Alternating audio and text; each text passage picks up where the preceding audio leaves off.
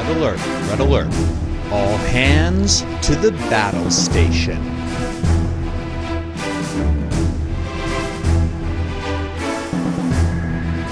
Hello everyone, and welcome back to another episode of Battle Station.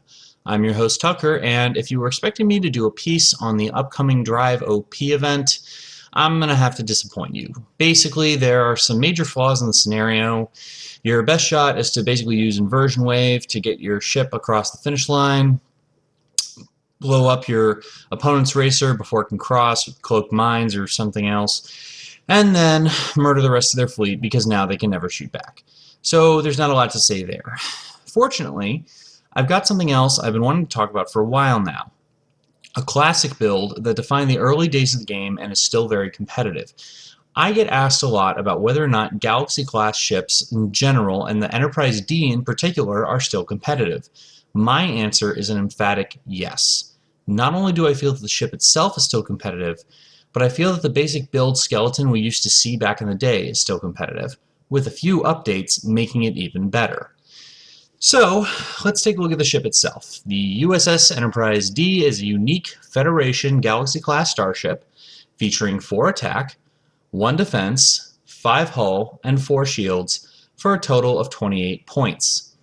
Upgrade-wise, it can take 2 weapons and 3 crew. Its maneuver dial features green 1, 2, and 3 forward, as well as 1 banks, white 4 and 5 forward and 2 and 3 banks, and red hard 3s and 1 and 2 reverses. It's got a 90-degree forward arc and a 90-degree rear arc.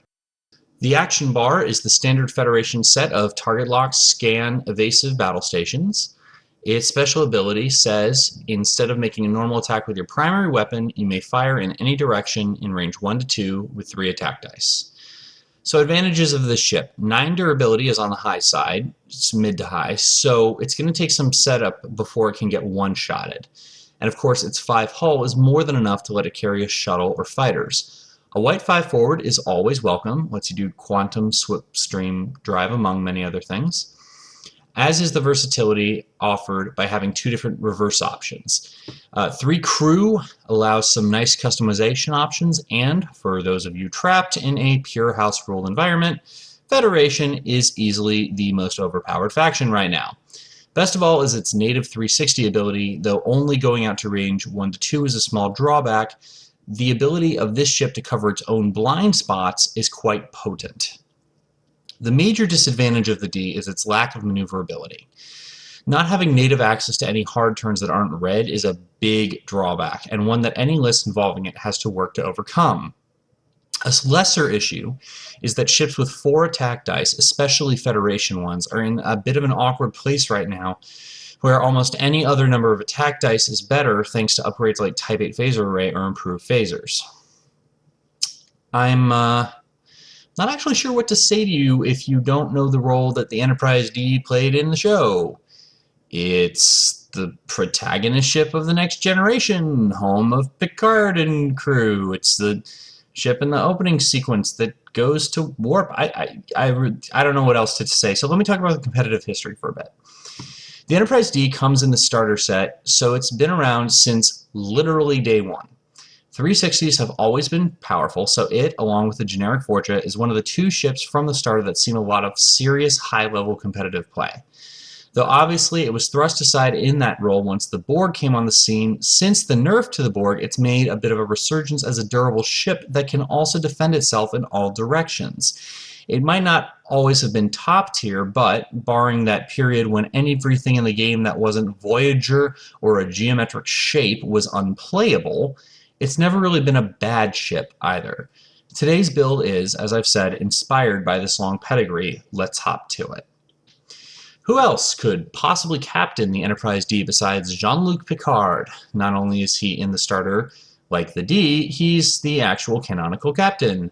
The starter version is, of course, the one we want here. It grants 1 free battle stations, target lock, scan, or evade per turn, and we need 1 free action for quality because we'll be using the ships for something else. What will we be using it for? Well, sometimes to help mitigate the D's cumbersome dial in the old days, we'd rely on the Engage Elite talent, also out of the starter. Nowadays, we have a much better option, which is Admiral Maxwell Forrest. His ability says, Action: perform an additional 1 maneuver, forward, bank, or turn.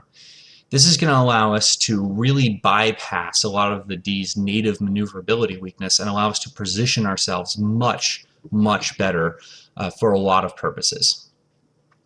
He also has the side benefit of increasing Picard's skill to 10, and since this is a Federation ship, between those two things, you'll probably be shooting first. Speaking of shooting, let's get to the crew. 3 attack dice is not a lot, but there's an old answer to this particular conundrum. Montgomery Scott from the original USS Enterprise. The original USS Enterprise was released during Wave 0, so this has literally been a combo as long as the game existed.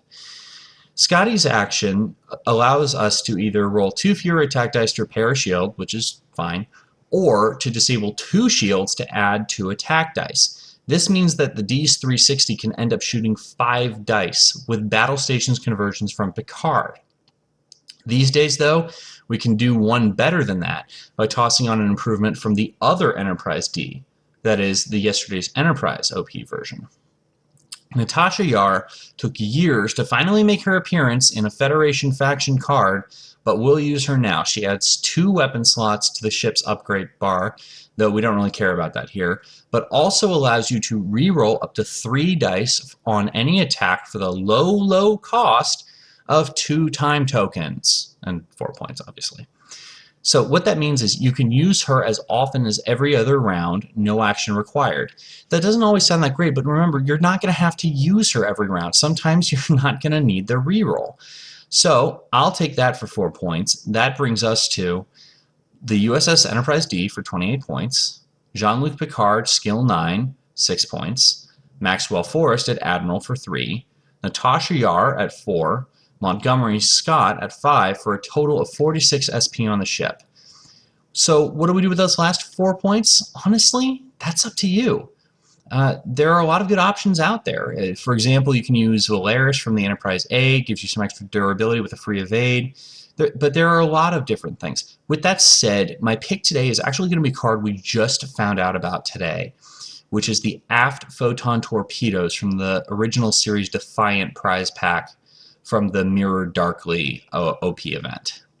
It essentially allows you to make a 4-die Photon Torpedoes attack, so spend a target lock, 4 dice, convert a battle stations to a crit, at range 2 to 3, anywhere outside of your forward firing arc, which means on the D, you get all 270 degrees outside the main arc covered. You have to use them with a target lock, but you can get that from your free action from Picard.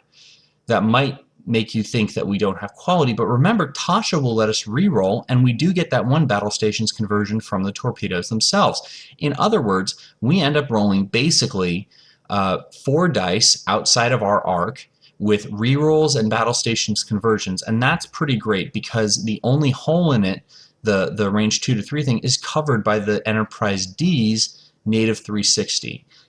And you can add Scotty's dice onto these attacks as well. So the final build looks like this. The USS Enterprise D for 28 points, Jean-Luc Picard 9 for 6, Maxwell Forrest for 3, Aft Photon Torpedoes for 4, Natasha Yar for 4, Montgomery Scott for 5, for a total of 50 points. I've always enjoyed flying the D, and I hope that you have as much fun with this build as I have during this game's run. If you like this episode, please do consider swinging by the iTunes store page and leaving a good review. Thanks again for listening. See you down the road, but for now, stand down, red alert, and secure from Battle Station.